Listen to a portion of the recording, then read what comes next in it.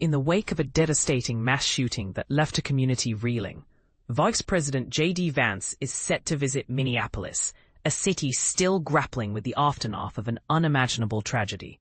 The trip comes exactly 1 week after a horrific incident at Annunciation Catholic Church shook not only Minnesota, but the entire nation.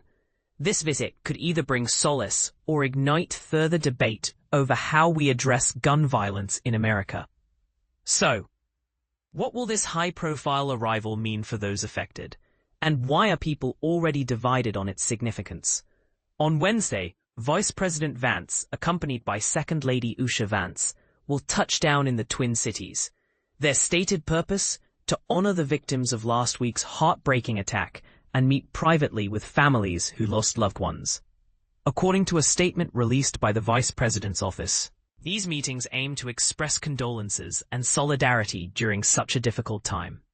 While details about their schedule remain scarce, officials have confirmed preparations for the Vice President's plane to land at Minneapolis-St. Paul International Airport. Let's rewind briefly to understand why this moment feels so pivotal.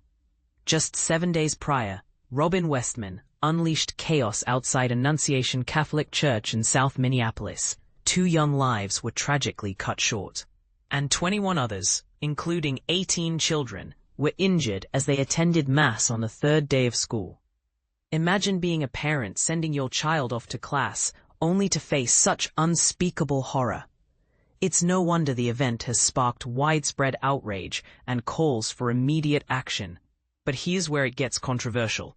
While Democrats in Minnesota are pushing hard for stricter gun control measures, including banning assault weapons, Republicans argue that such discussions are merely attempts to exploit tragedy for political gain.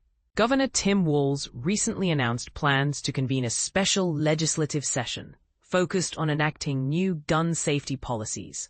Meanwhile, mayors from across the Twin Cities region are urging lawmakers to grant municipalities more autonomy to regulate firearms locally. These contrasting perspectives underscore just how polarizing this issue has become. Meanwhile, back in Washington, Vice President Vance joined President Donald Trump at the White House, where the conversation turned toward potential solutions for preventing school shootings. One idea floated by the president? Allowing teachers with military backgrounds to carry firearms on campus. There are incredible educators out there who care deeply for our kids, Trump remarked.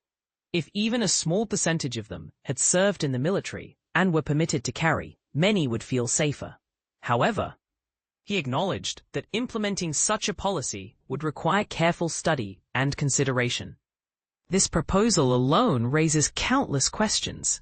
Would arming teachers truly make schools safer, or does it risk escalating tensions and creating unintended consequences? Is there merit to giving local governments more power to enact tailored gun laws, or should federal regulations take precedence? As Vance prepares to stand alongside grieving families in Minneapolis, his presence and the policies he represents will undoubtedly fuel heated conversations. So, what do you think? Should leaders focus on tightening gun restrictions, exploring unconventional ideas like armed teachers, or finding common ground between both approaches?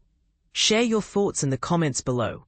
This is one conversation we need to keep going.